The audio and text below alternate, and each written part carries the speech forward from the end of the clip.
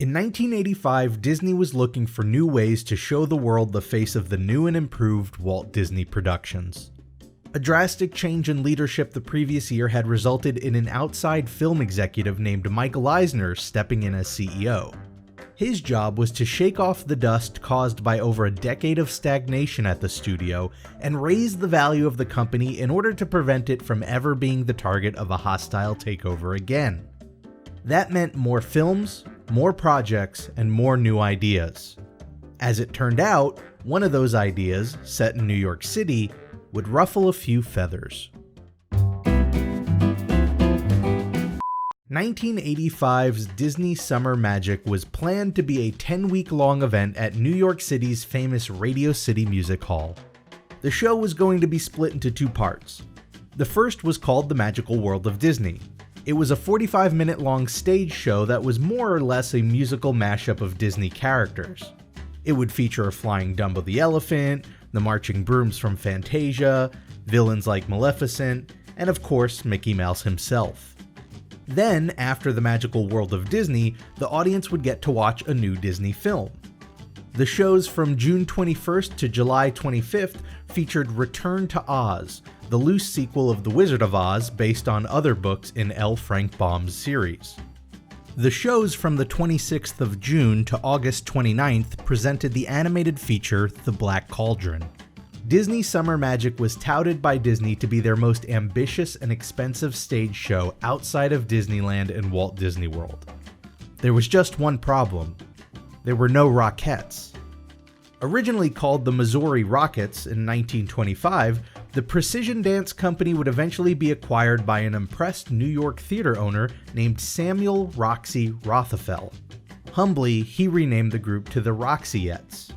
In 1932, they were booked to open his new theater in Manhattan called Radio City Music Hall. The group was a hit and would continue to perform at the venue. Just 2 years later, the Roxyettes would be renamed once again, this time to the Rockettes. Performing at Radio City Music Hall every summer and winter, the Rockettes quickly became a staple of not only the theater, but New York City as a whole. Disney Summer Magic would mark the first time ever that the Rockettes wouldn't be involved in Radio City Music Hall's summer show. Disney justified the decision by arguing that the Rockettes would be, quote, inappropriate in a total Disney experience featuring Mickey and Donald. With the Rockettes being such a tradition at Radio City Music Hall, one might assume that the venue would reject the show, but they didn't.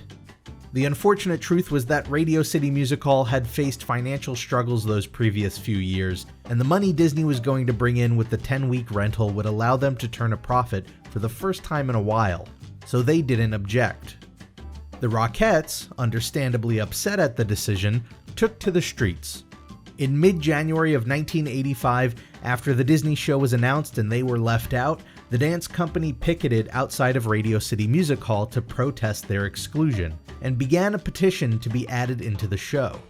There was a fear that this decision would set a precedent for them to be left out of future shows at the venue.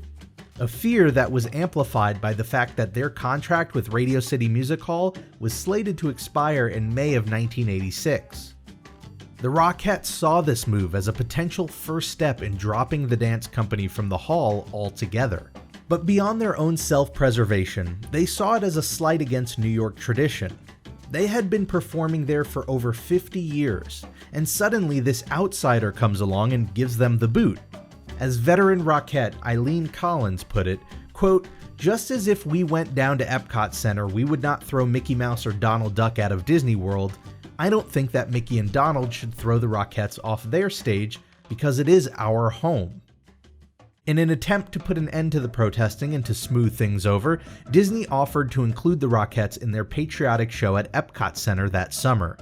The 10-week-long show, Salute to America Celebration, would be a USA-themed conclusion to a multinational festival running at Epcot called WorldFest. However, the show only called for 20 dancers in total, meaning that 16 of the 36 Rockettes would still be left without work for the summer. Meanwhile, Radio City Music Hall offered to pay the Rockettes for the shows they wouldn't be performing. The Rockettes rejected both offers. To them, it wasn't just about the money. It was about the tradition of being a part of the Radio City Music Hall shows. Furthermore, the offer itself was a confusing message. As Collins pointed out, quote, "If they'll let us dance with Mickey Mouse in Florida, I don't see why we can't do it here." Over the following 2 weeks, the Rockettes continued to protest. At the end of January, 7 of the Rockettes flew up to Albany, where State Senator Leonard Stavitsky presented a resolution to the state Senate praising the Rockettes and urging Disney to reconsider adding them to the show. He argued that, quote, "They're a part of the heritage of the city and the state as much as the Statue of Liberty and the Empire State Building." The resolution passed 59-0. Then, on January 31st, New York Lieutenant Governor Alfred Del Bello reached out to David Rockefeller, chair of the Rockefeller Group, which owned Radio City Music Hall, and personally argued on behalf of the Rockettes. There's no account of what happened after that, but the very next day, Disney dropped their objections to the Rockettes performing in the Disney Summer Magic show and offered to include all 36 dancers. The Rockettes celebrated that day by donning Mickey ears outside of Radio City Music Hall and performing their famous kick line. Disney, wanting to make up for the Rocky Month, still offered to bring 20 Rockettes down to Disney World later that summer for the World Fest show. This time, the Rockettes agreed. Disney would later comment that, quote, "We understood the Rockettes' desire to appear at Radio City. It just took us a while to figure out how to fit in their numbers with what we had planned. In effect, it doubles the show." With the Rockettes included, the cast of Disney Summer Magic grew to 82. With the Rockettes issue smoothed over, the show was put together and premiered as planned that summer. New York Mayor Ed Koch attended the premiere, where Mickey and Minnie presented him a key to Oz. In turn, Mayor Koch presented Mickey and Minnie with passes that would allow them to escape New York's mouse catchers. As for the show itself, well, without a specific breakdown, it was reported that Return to Oz and The Black Cauldron had a combined budget of $70 million. Both films premiered that summer as planned. Return to Oz grossed $11 million domestically, and The Black Cauldron grossed $21 million domestically. They were both seen as financial failures, and The Black Cauldron would earn the reputation of the film that almost killed Walt Disney Animation. Understandably, there was no Disney Summer Magic in 1986. The Rockettes, however, would continue to perform at Radio City Music Hall and still perform there to this day. The Rockettes and Disney Summer Magic stand as a lesson. To Disney, it probably seemed like a reasonable course of action to book a venue, plan out the show they wanted, and go from there. However, in the process, they had inadvertently upset many New Yorkers, a big part of their target audience for the show, who saw it as disrespectful to a city tradition. Today, Disney is no stranger to adjusting their parks, their rides, and their movies to cater to their specific audiences. A lesson that would have come in handy all those years ago in New York City.